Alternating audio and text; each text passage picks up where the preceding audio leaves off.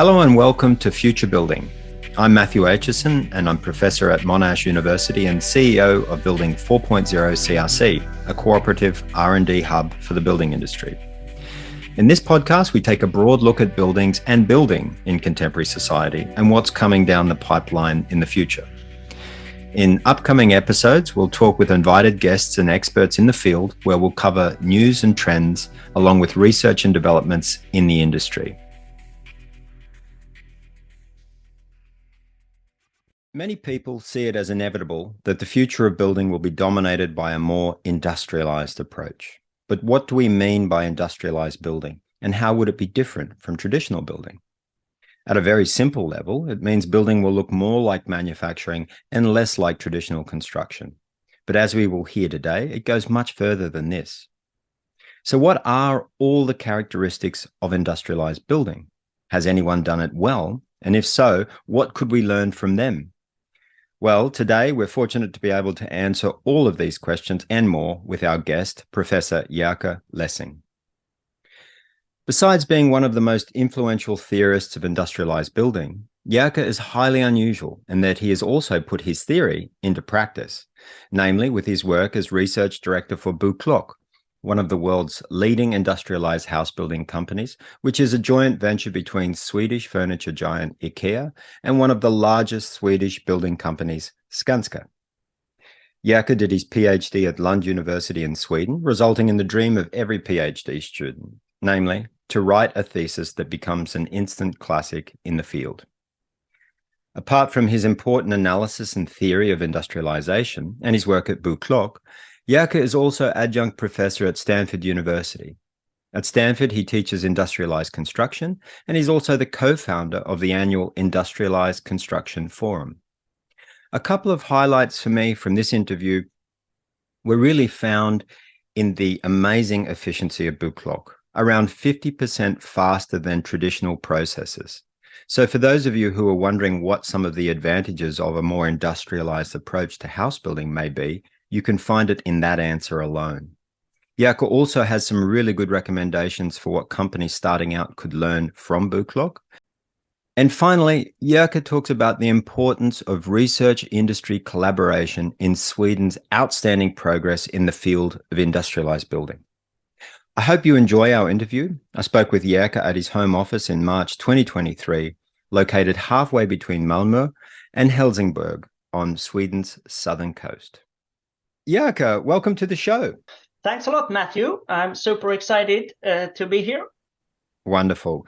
Jerke, as we heard in the introduction, you're somewhat unusual in our industry in that you seem equally comfortable in commercial industry and academia. Before we dive into the specifics of your work, can I ask you to reflect on your unique position in the industry and how you think it's shaped your views? Absolutely. First of all, I've always enjoyed both worlds, if we put it that way, both industry and academia. And I don't like, actually, when people talk about the industry as the reality. And sometimes when I've been in academia, they've said, yeah, when are you coming back to the reality where the real things are happening? I don't like that because I think it's the same reality that we're dealing with, but we use different tools to work with it. But in any way, I really like the sort of can-do attitude in the industry where we create buildings and homes and cities and very physical and concrete things. And that affects everyone, every person, I think.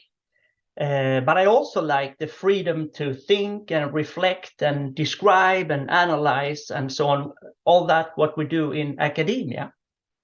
And I think both these parts of reality, they depend on each other. They can nurture on each other and I think improve by connecting these two parts of reality.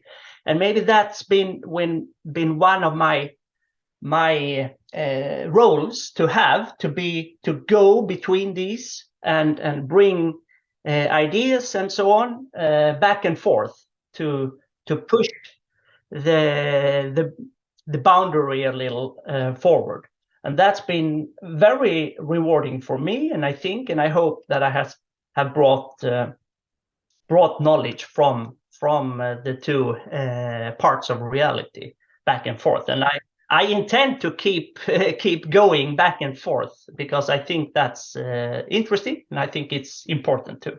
Well, I can definitely assure you that you've brought knowledge between the two. I certainly have learned a lot from you, as has or have many members of our team. But I have to follow up with an unfair question. And the unfair question is, if you had to choose one, which would you choose? Yeah, it's unfair, I think. And the good thing is it's not for real. But if I put it this way, I have actually spent more time in industry than in academia. So maybe that's the answer then. That would be my choice. But luckily, I don't think I will have to make that choice, because the good thing is that I mean, creativity and what we call innovation, these things, they live in both worlds. So we can actually get to that from different angles, but in both industry and academia, and that's the good thing. Especially innovation is a word and a concept that we hear both in academia and in industry, and I think that's a good sort of connector between the two. Completely agree with that. Yeah, God, I'd like to move now to Boklok.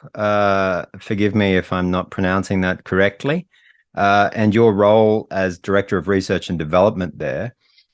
For our listeners who may not have come across Boklok before, how would you describe the company and what it does?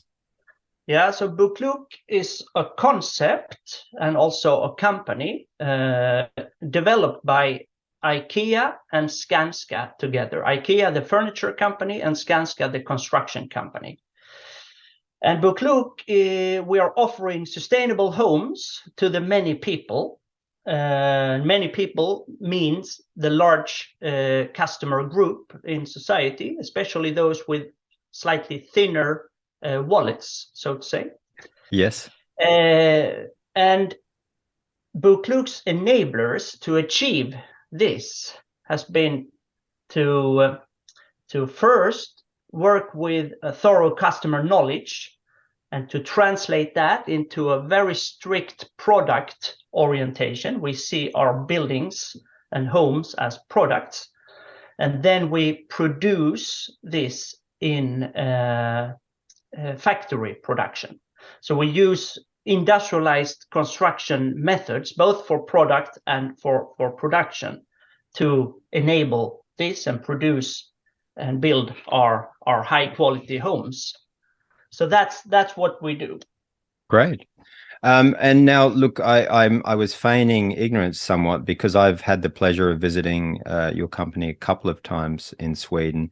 And for our listeners, I should point out that in a couple of weeks, I'll have the pleasure again to go to Malmö and visit the team and to look at new buildings.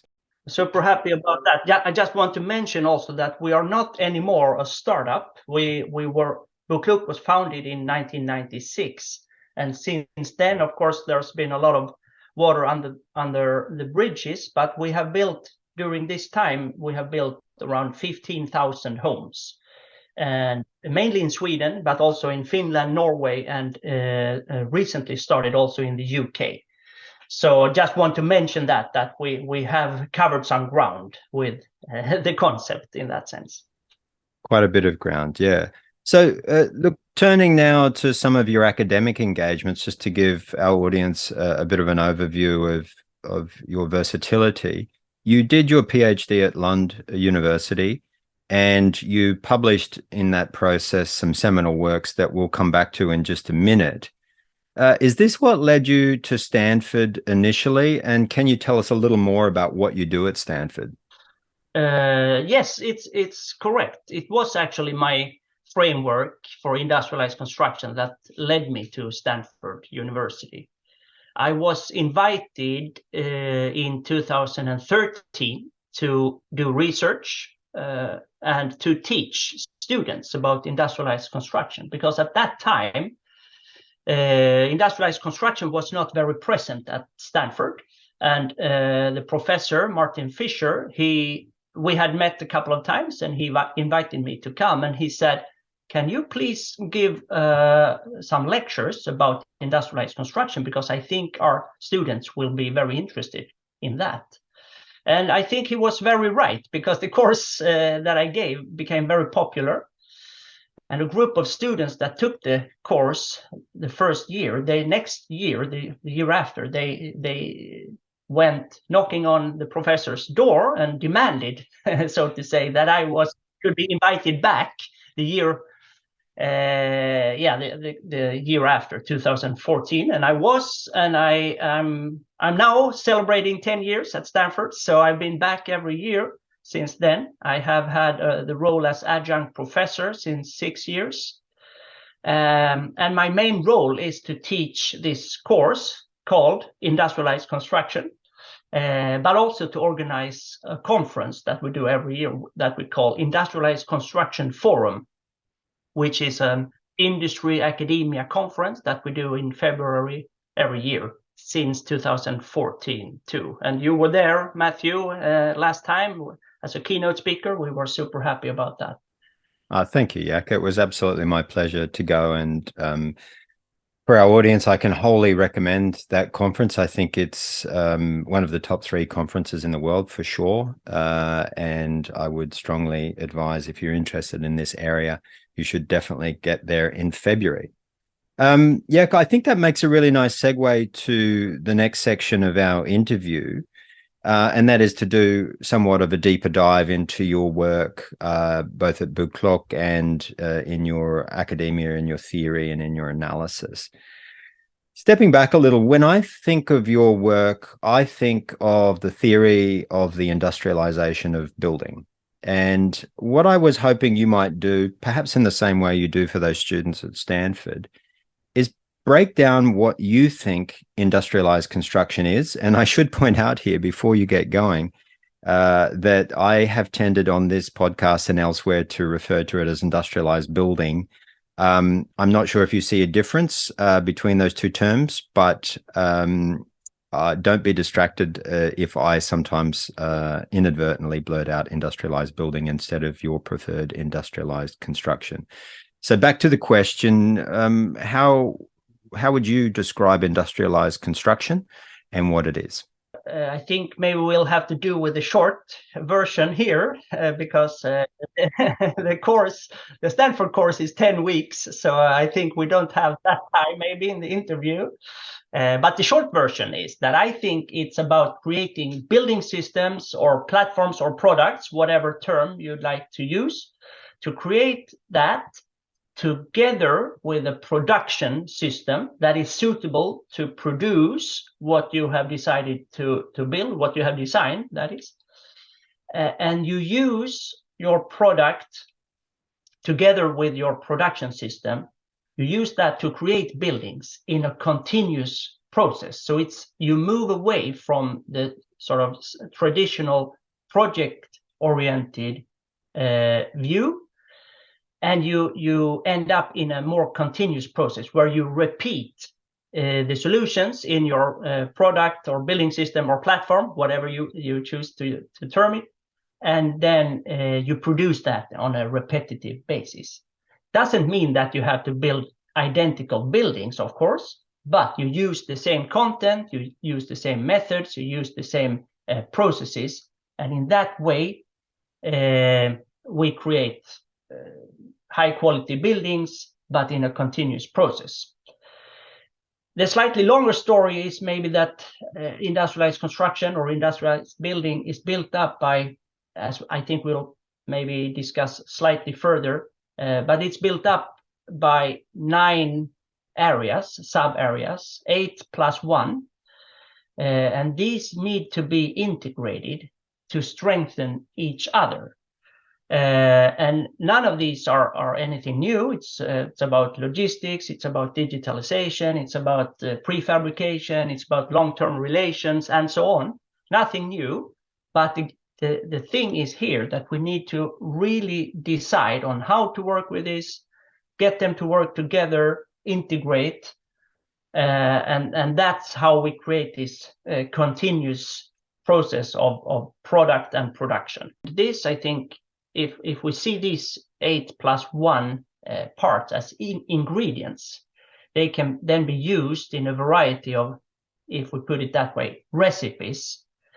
The proportions, how we use them to set up building systems and production systems that we can use to deliver what you as a company has decided to specialize in, because specialization is important here. We have to choose what to do with this product and production system, because we can't have that open and that wide product and production system that can build anything for anyone anywhere, because then we are, I think, in the traditional process. So we need to specialize, and that's when we also tend to get good at it.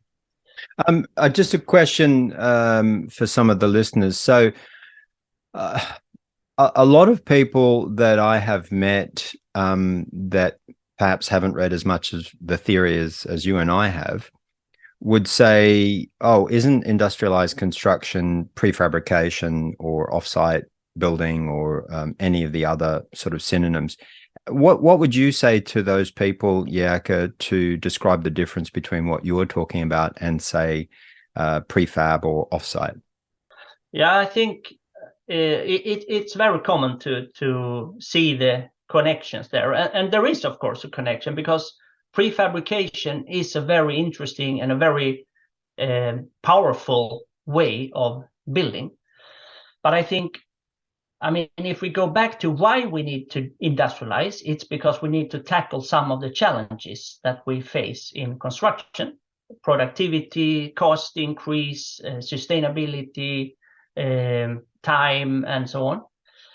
And actually, we have used prefabrication as a method for quite some time, for decades, but we haven't really been able to use it to solve these problems, because we still face these problems.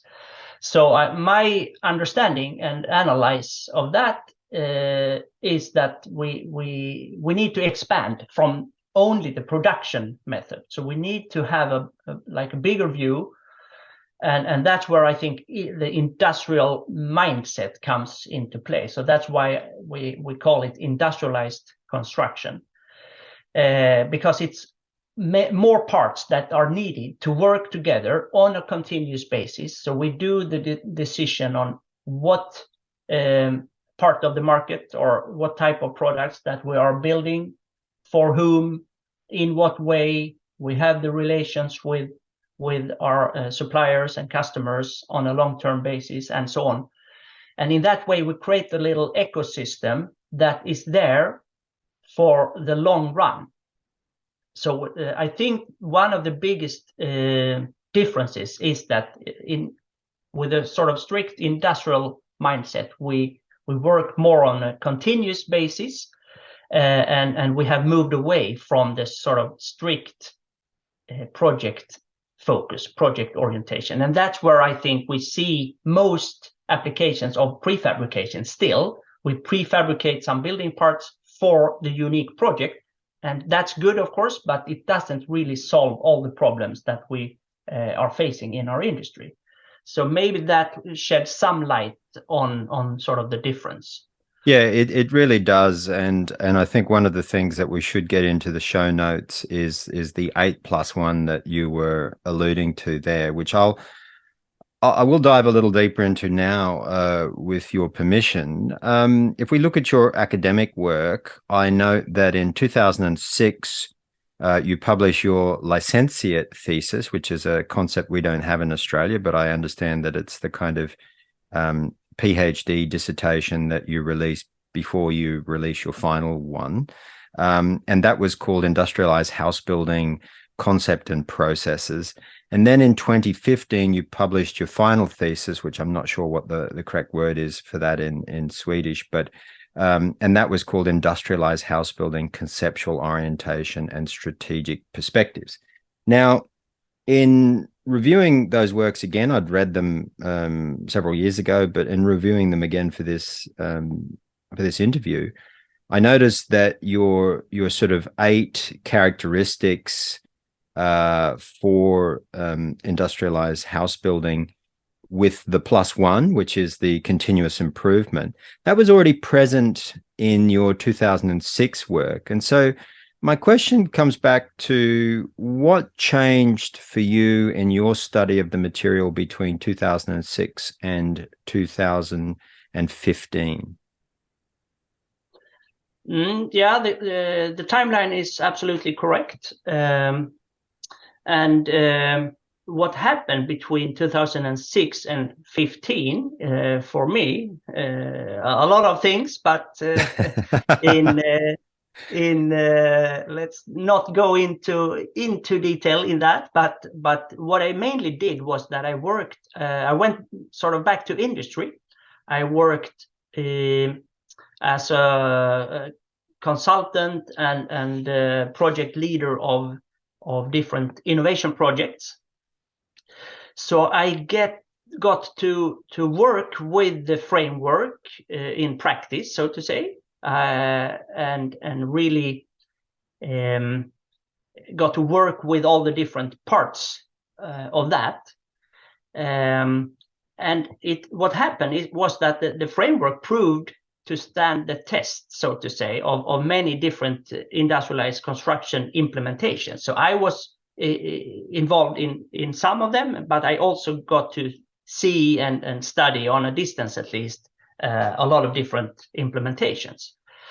So, but when I then went back to finalize my PhD work in 2011, 12 or something like that, to work with it again, what I did then, or what I had seen, was that the model needed to be complemented a little with some strategic aspects. So again, actually to lift this up even further from the project world, to really stress that to work with industrialized construction is a strategic activity, and it needs to be treated that way. So what I actually published also in the PhD work was that the 8+1 areas, that model, need to have a foundation of 3 more things: a business strategy and a business model that is suitable for what we have decided to do, that also outlines your specialization and the customer focus, and so even further. It also has to have an organization that is shaped to work with industrialized construction, and it has to have a product and production strategy to even more stress that that's what this is about. So the model needed to have these 3 parts of a foundation as well. So that's what partly what happened between 2006 and 15. Really interesting, Jerker. So when I was reviewing your 2015 final thesis in the lead up to this interview, I came across, when I was reading some of the strategy chapters, a couple of concepts that you describe as the inside out and outside in perspectives. I just wonder if you could shed some light on those concepts for our listeners. Yeah, absolutely. It was actually quite eye-opening for me too, because these two sort of from a very holistic view still, but I think the outside in or market-based view is to analyze the market, find the gaps on the market, and then create an offer to satisfy these needs on the market, from the customers, obviously, and then organize the optimal product and production system for that. This is often referred to Michael Porter's work, who described the outside-in perspective in detail. That is as a contrast to the inside-out perspective or the resource-based view. And then you go from sort of the company's core competence and its capabilities. That's the starting point of how to develop your offering and your concept. Then based on that, you create customer offerings, and then you go out on the marketplace and offer your products and your capabilities in that sense. And that is a different perspective, and it doesn't say that the one is better than the other, but it can at least help us to analyze why companies look like they do, and how they have moved on the market, and how they have developed on the market, and maybe how fast they can adapt to changes and so on. So it's been very interesting, I think, for me, and I made also a diagram where I could, when I had examined many different companies, and it became clear to me why they were as they were, because of their origin, if they came from a market-based view, outside in, or if they came from a resource-based view, the inside-out perspective. And so, Jekka, an example, I'm thinking of a company, and forgive me if I get the name wrong, Martinsons, that I went to visit in Sweden several years ago. And they, if memory serves me correctly, they started life as a sawmill making timber, and then eventually migrating into housing. That's an example of the inside out. Yes, exactly. Because then you use your competence. In their case, as a woodworking company, they have excellent competence in that, and then they could push it forward from being a sawmill to being a glue lamp company, and then eventually being a CLT company. So that's an excellent example of that. Great. So I was at an event here in Australia last week where somebody from industry flashed your 8+1 diagram of the 8 characteristics of industrialized house building and continual improvement on the screen, and referred to it as the Lessing model. And I thought you would have been very pleased to see that being used in that way down here in Australia. Obviously, that's what a lot of people think of when they think of your work. I also just wanted to give you an opportunity to suggest some other contributions to knowledge that you have made in industrialized building. Yeah, thanks. And absolutely, I was almost blushing here with being happy and a little proud as well.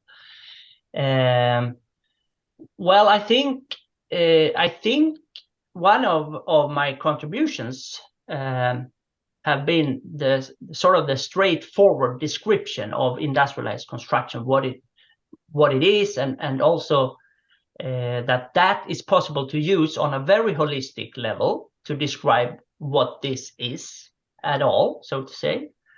And then when that sinks in, you can also use that on a fairly detailed level. So it's not only shallow, but it's actually possible to use on a fairly detailed level.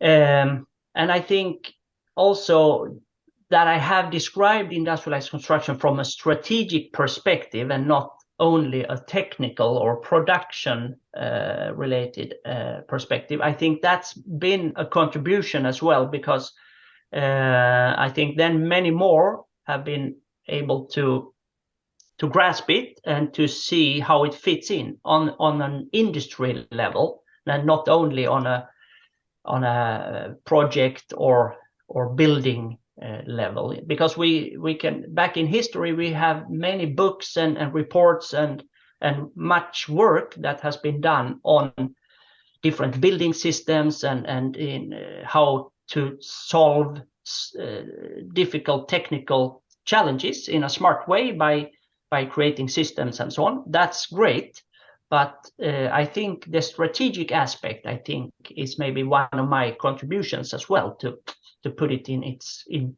context in that sense. Definitely. And I would wholeheartedly agree with that. And I would also direct our listeners, if they're able to link through from the show notes to some of those works, at some of the case studies you did, and I can't quite recall at the moment whether that was in 2006 or in 2015, but you actually use your 8+1 model as a way of kind of scoring with a spider chart where particular companies sit. And I thought that was really useful as well, Jirka, as a further progression of those characteristics, to be able to use that as a bit of a dashboard or health check for a company.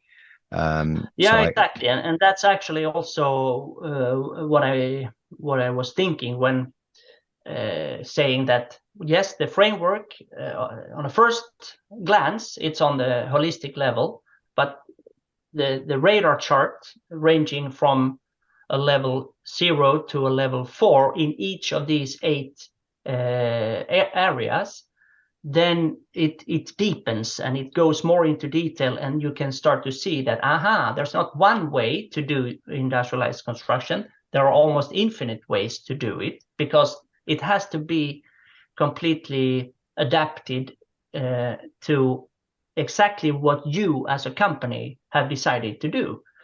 And that's when it gets much more complex and also much more interesting. So that's exciting, I think. Yeah, it's a great tool, and I can recommend to companies that might be listening to take it for a spin and be honest with your assessments. Jirka, I'd like to move back to Boklok and discuss a little more about the company. When I think of Boklok, I think of how customer driven it is. For me, it's the complete polar opposite in a way to that example we just discussed of Martinsons, that started, from the very inside out, as you put it, to outside in that it is really customer driven. It's really focused on a particular market segment.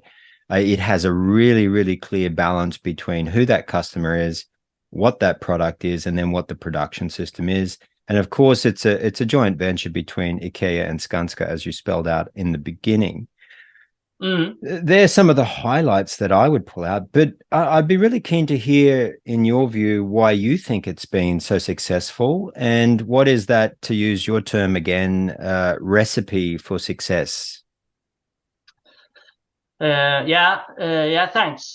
Just want to add also for the listeners that Martinsons is also a very successful and a great company. So don't get math wrong here. But you're absolutely right that we have completely different profiles. Of course, we're doing completely different things and so on. But anyway, no, but you're right, Matthew. Boklok is customer driven. We are a market-based company. So what was done already from the start was to decide that, okay, we are going to focus on good homes for the many people.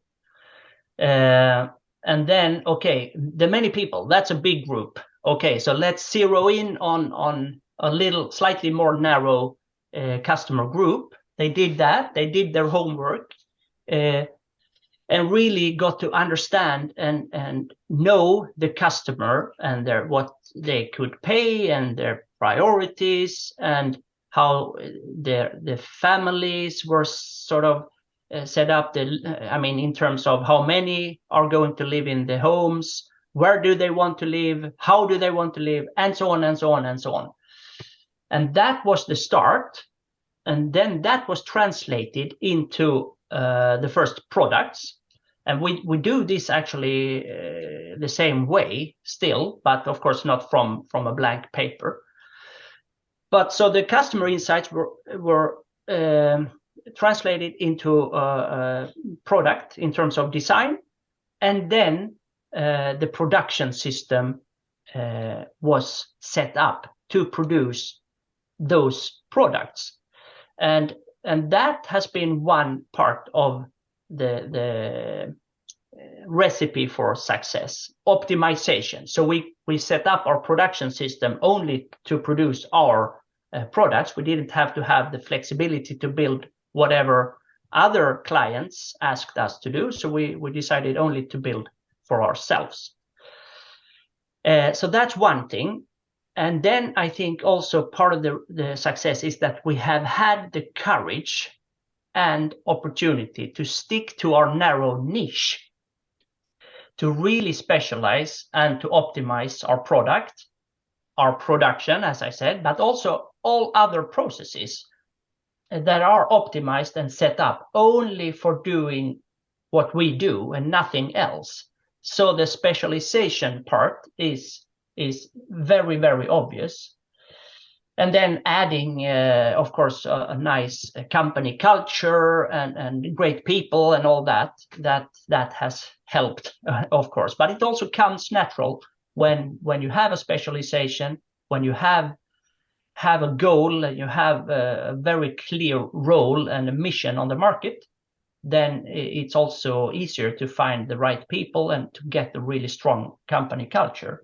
But I would say the specialization and the optimization and the sticking to the decision, that has been super important.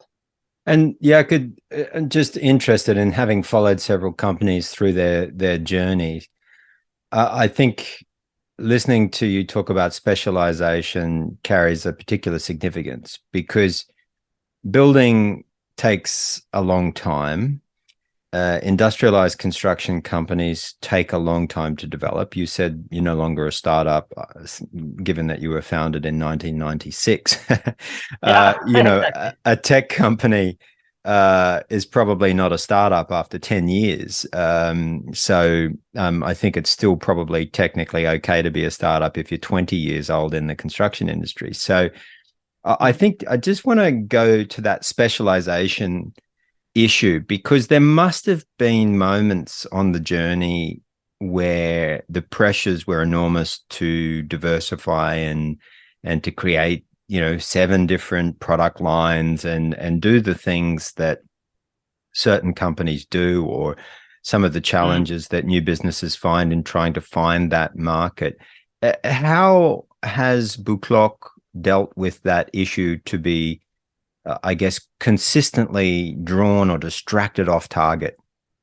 I think again, the very clear mission that this is what we do, and also the strategy that our recipe to do it is to use a narrow product range and do that well. And I think a really good thing has been to have 2 owners of this concept. So when occasionally one of the parts have wanted to drift away a little, the other part has been able to hold back, and vice versa.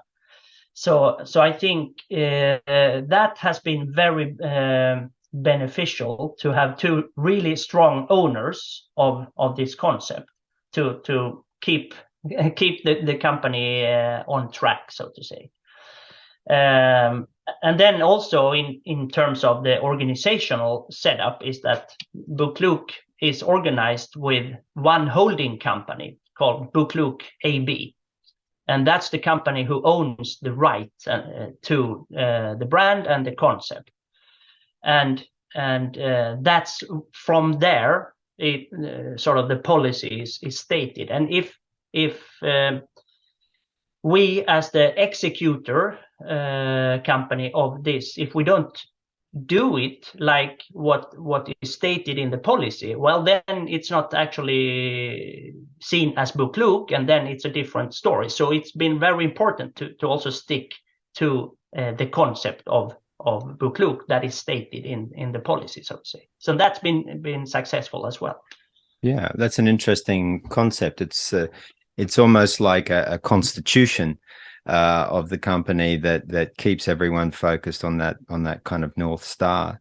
I want to come back to a comment you made earlier when you said let's remember why we need to industrialize at all. And you list off a couple of the key issues, like productivity improvements, cost, time, quality, these sorts of issues. I don't suppose it's easy to do, but for the listeners that maybe haven't seen Boklok, maybe don't know about the product offering yet, and haven't had a chance to hit the internet to look at it, what kind of benefits would you think? And I'm not asking you to list numbers here, but I guess I am asking, has the industrialized construction methodology paid off, do you think, as evidenced by Boklok in terms of productivity, cost, time, and quality? Yeah, in terms of quality, it's good quality for. I mean, it's as any other home or building. I would say. In terms of cost, we have had or we have been in the lower price range of the housing market. That has been very clear for us, and that is reflected on the price. So we have had a significantly lower price than the surrounding markets where we have been acting.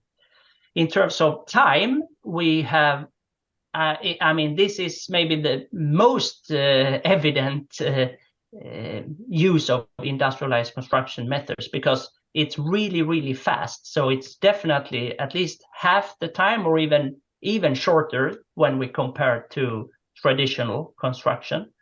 In total, if we just look at the assembly of the modules, because we produce in volumetric elements that we call modules, and then we bring them to the site and assemble them. That alone we do in less than a week. So we assemble the modules for a 4-story apartment building. We do that in 3 to 4 days. So that's extremely quick. Wow. But that's of course not a complete building then. But so speed is very evident in terms of benefits out of industrialized construction. Wow. And then actually also sustainability, because we have been able to, as again, optimize and really work with sustainability on a continuous basis to continuously lower the use of material, waste, to include energy efficient solutions in our product platform. For example, in 2018 already, we decided to have solar panels on all our residential buildings as a part of the product platform. So not having to discuss in every project if we should have it or not, we developed a concept for it to choose from a couple of different sizes, and then that was since then a natural part of the product platform, just as natural as balconies or windows or doors or so. So that's one way to include also sustainable solutions in a product platform and make it happen on a scale. Wow. Yeah, that sounds amazing. And of course, sustainability is one of those key reasons that we should be thinking about industrializing and building. Just sort of drawing a line under our discussion of Boklok for a little, what do you think other companies and or countries can learn from the work that you have done at Boklok?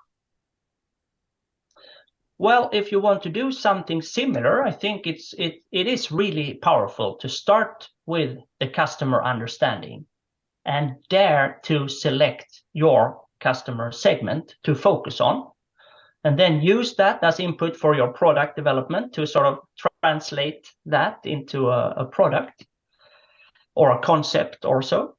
And then after that, create the production system. Either you do it on your own or you find the right network of suppliers and partners to do it, but create the production system for continuous use. That I think would be good advice. Yeah. And then I think super important, stick to your concept. I mean, it is, of course, you can't change it after 6 months, or I mean, you have to really try it out. That doesn't mean that you can't change anything. Of course, we have to tweak and change and do improvements all the time. But I think you really have to give it a chance and stick to it and let it prove itself. And then I think my last advice would be, at least if we have Boklok as an example, start capital light. Yeah. Don't do too heavy investments up front before you have tweaked and adjusted your solutions. And when you feel that you have the market, then you can start doing a little more heavy investments. But I think you can do with pretty simple solutions from the start.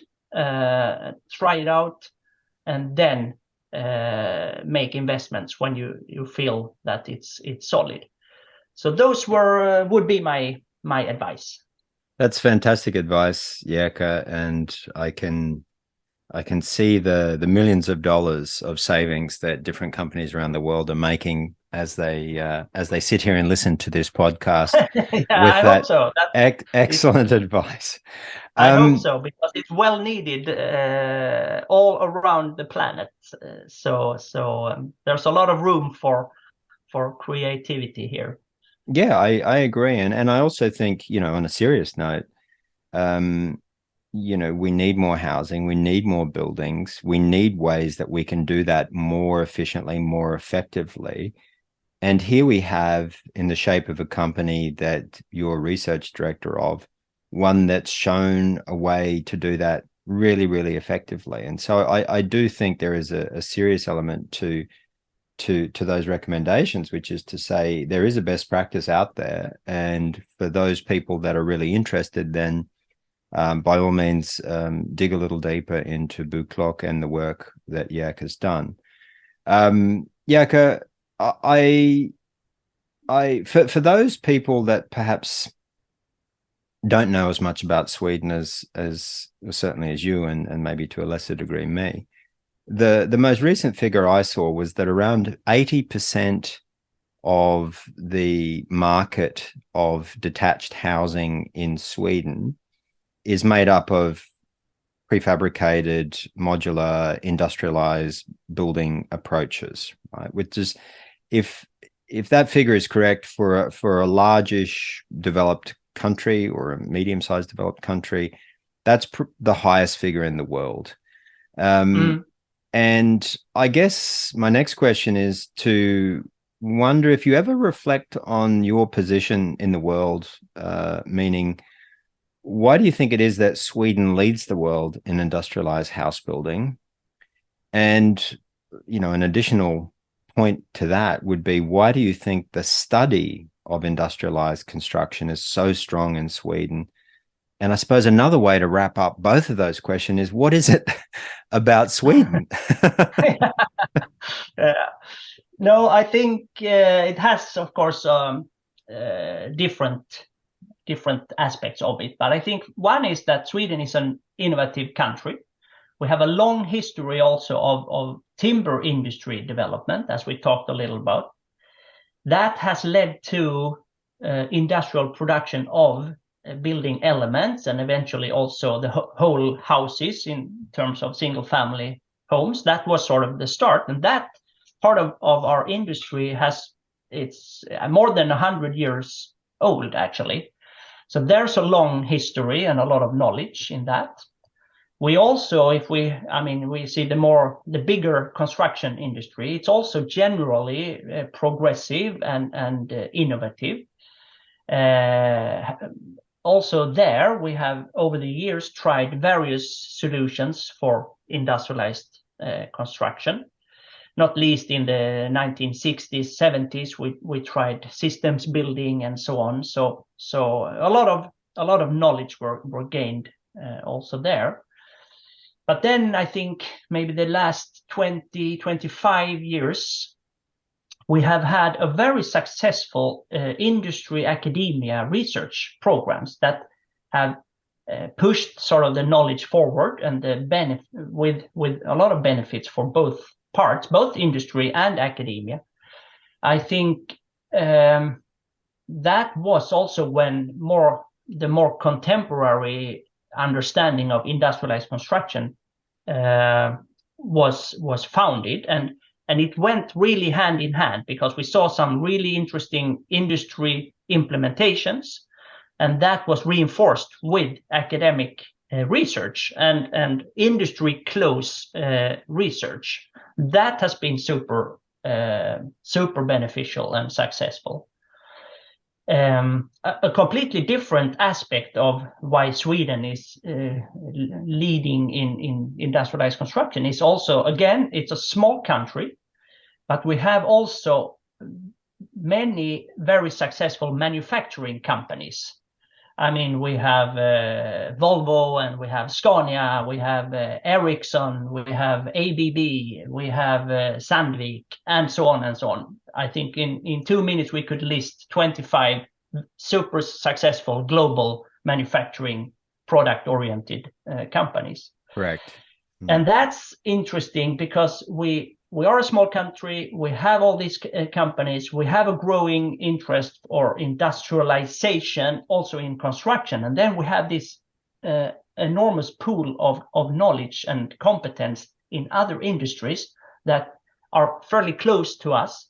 So we have been able to learn from each other and actually also transfer people from manufacturing companies to construction. So we see now in many industrialized construction companies, we have people that have experience from other industries. And that is also very powerful, of course, to sort of shortcut the knowledge transfer in that sense. So that's been, I think, maybe not historically, but now, fairly recently, I think that has increased, and that's very exciting, I think.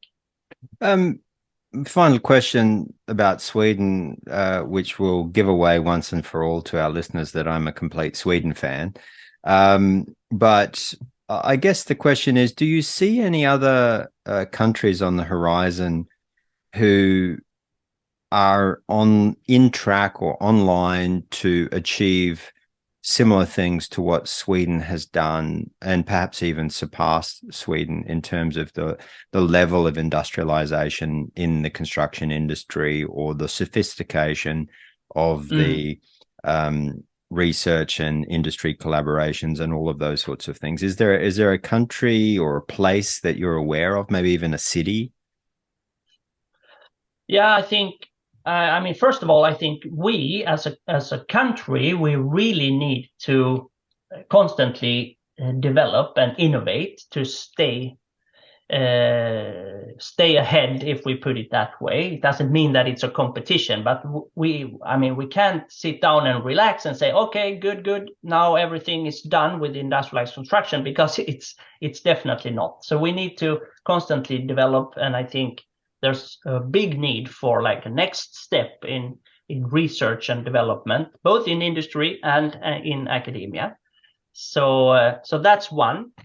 I think, and also what I've seen around the world is that there is a lot going on for example, in the US. The last 10 years that I have been in California, back and forth, first year, maybe we found like 2-3 companies that we could argue were doing some type of industrialized construction work.